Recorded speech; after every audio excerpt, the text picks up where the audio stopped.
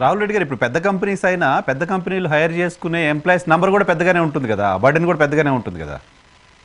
అయితే అందులో ఏముందంటే అండి, మీరు ఒకటి అబ్జర్వ్ చేసేది ఏంటంటే, నార్మల్ గా పెద్ద కంపెనీస్ ఏం చేస్తాయంటే, ఈ ఈ మన నరేందర్ లాంటి కంపెనీలు ఎంప్లాయీస్ పట్టుకొస్తారు కదా, మంచి ట్రైన్ చేసి గీన్ చేసి పట్టుకొస్తారు కదా, వాళ్ళని దొంగతనం చేస్తారు వాళ్ళు ఒకటి. Okay okay okay okay okay ఆ తర్వాత మన ఇండియన్ కంపెనీస్ కూడా చాలా మంది వాళ్ళు కష్టపడి మొత్తం పెంచి పోషించి తీసుకొచ్చినాయి. వాళ్ళు అక్కడ తీసుకొచ్చిన తర్వాత వీళ్ళు నరేందర్ లాంటి కంపెనీలు మంచిగా వాళ్ళని అంతా పెంచి పోసి మంచి వాళ్ళందరూ వాళ్ళు తీసేసుకుంటారు అన్నట్టు నార్మల్ గా.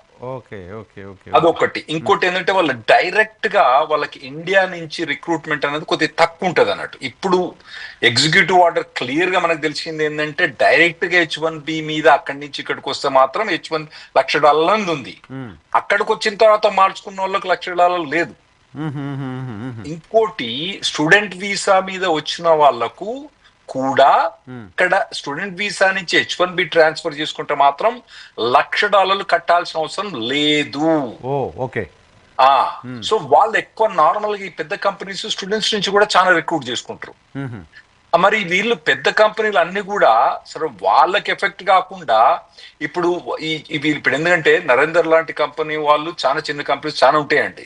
ఓకే, తర్వాత మన ఇండియా నుంచి కూడా చాలా ఎంఎన్సీస్ ఉంటాయి. ఇవన్నీ ఏం చేస్తారంటే, ఇవన్నీ పెద్ద కంపెనీస్ కు కాంపిటీషన్ కాబట్టి వీళ్ళని తీసేయడానికి వాళ్ళు ఇదేమైనా ప్రొవిజన్ పెట్టినరా అని కూడా ఒక గూడు పుట్టాని మాదిరి కనబడుతుంది నాకు. ఎందుకంటే చిన్న ఇప్పుడు ఒక పర్సన్ H1B తీసుకురావడానికి $1,00,000 ఖర్చు అవుతాయి కదా ఏది ఇండియా నుంచి. అయితే వీళ్ళు ఎక్కువ మట్టుకు ఈ పెద్ద పెద్ద మన ఇండియన్ ఎంఎన్సీ కంపెనీస్ ఏవైతేనేమో డైరెక్ట్ ఇండియా నుంచి తీసుకుపోతారు.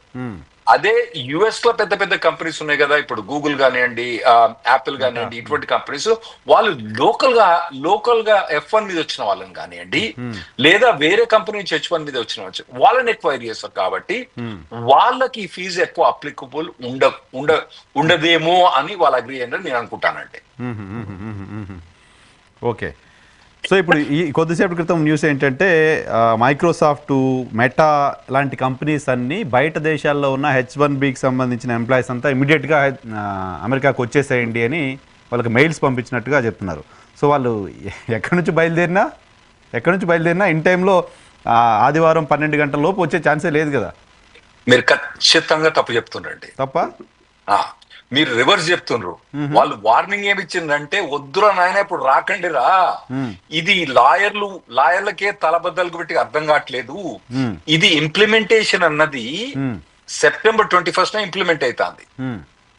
అయితే H1B ఎవరెవరైతే H1B స్టాంప్ ఉన్నోళ్ళ మీద వాళ్ళ మీద కూడా ఈ పెనాల్టీ ఉందా లేదా అన్నది ఆ కంపెనీ లాయర్లకు అర్థం కావట్లేదు, నాకు అర్థం కావట్లేదు, ఎవరికి అర్థం కావట్లేదు. ఇప్పుడు వీడు కనుక ఫ్లైట్ తీసుకుని అక్కడ పోయింది అనుకోండి, వాళ్ళు $1,00,000 అంటే అప్పటికప్పుడు కంపెనీ ఎక్కడి నుంచి తీసుకురావాలి, ఎక్కడి నుంచి పేమెంట్ చేయాలి, చెక్ ఎక్కడి నుంచి వాళ్ళు తీసుకొని బొక్కలు పెట్టి మళ్ళీ వెనక పంపిస్తే. సో అందుకోసం ఏంటంటే వాళ్ళు వార్నింగ్ ఇప్పుడు ఏం చెప్పిందంటే, ఒకవేళ మీరు కనుక 20th లోపల రాకపోతే 21st రోజు కానీ ఆ తర్వాత కానీ వచ్చేటట్టయితే, అంటే September 21st అంటే సండే రోజు ఈ రోజు మన శనివారం మాట్లాడేది, సండే రోజు కనుక వచ్చేటట్టయితే మీరు రాకండి. ఆ తర్వాత మేము డైరెక్షన్స్ ఇస్తాం, మీరు ఎట్లా రావాలనా రావద్దా మేము డైరెక్షన్ ఇస్తాం అని వాళ్ళు చెప్తారు వాళ్ళు. సో ఇప్పుడే పెద్ద పెద్ద కంపెనీ వాళ్ళందరూ కూడా మాకు కాంటాక్ట్ చేసి, మరి మా లాయర్లు ఏమో రావద్దంటారు, మరి ఏమంటారు, మరి రావాలంటే ఒరే నాయన ఇప్పుడు వద్దు, ఎందుకంటే మీరు వస్తే 21st ఇప్పుడు వస్తే ఫస్ట్ ఇలా మాకు అర్థం కావట్లేదు, వానికి సిబిపి కస్టమర్ ప్రొటెక్షన్ అర్థం కాదు, వాళ్ళు తీసుకొని బొక్కలు పెట్టి 3 రోజులు 4 రోజులు శ్రీకృష్ణ జన్మార్గ చిప్పకూడు దింపించి పంపించి నన్ను వెనుకకు అయ్యన్నెందుకు రానాయన, ఇప్పుడు వద్దురా నాయన మీరు ఉండండి, కొద్దిగా మాకు క్లారిటీ వచ్చిన తర్వాత మేము పంపిస్తామని కంపెనీ వాళ్ళు చెప్పినట్టు. బయట నుంచి వచ్చే వాళ్ళకి సంబంధించి అంటే రాయిటర్స్ రాసింది, అది నేను మీకు చెప్పింది, మైక్రోసాఫ్ట్ ఇంటర్నల్ గా అడ్వైజ్ చేసింది అనేది రాయిటర్స్ కథనాన్ని చదివాను నేను, అది చూసి చెప్పాను మీకు. సో ఇంకోటి ఏంటంటే, ఇప్పుడు ఉన్న వాళ్ళు ఎవరైనా బయటికి వెళ్దామని అనుకున్న వాళ్ళు కూడా ఎవరు బయటికి వెళ్ళొద్దు, ఇమీడియట్గా అయితే ఇక్కడే హోల్డ్ అవ్వండి, బయట ప్రయాణాలు వాయిదా వేసుకోండి అని కూడా అడ్వైజ్ చేసే పరిస్థితులు ఉంటాయి కంపెనీస్ ఇప్పుడు. ఖచ్చితంగా అడ్వైజ్ చేసినండి, ఖచ్చితంగా అడ్వైజ్ చేసిండ్రు. నేను చూసిన వాళ్ళ స్టేట్మెంట్స్ కూడా చేసిండ్రు కూడా. ఇప్పుడు మాత్రం బయటికి వెళ్ళింది అనుకోండి, మళ్ళీ ఇంకా కావాలంటే $1,00,000 వాడు కంపెనీ కట్టాలంటే ఎక్కడి నుంచి పట్టుకొస్తుంది వాడు, నువ్వు కూర్చోరా నాయన ఇక్కడనే.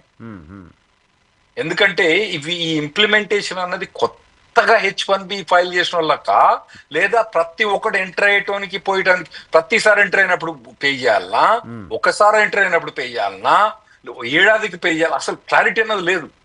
ఒకటి మాత్రం యుఎస్ లో ఉంటే, యుఎస్ లో ట్రాన్స్ఫర్ చేసుకుంటే, యుఎస్ లో పనిచేస్తే మాత్రం ఇది అప్లికబుల్ కాదు.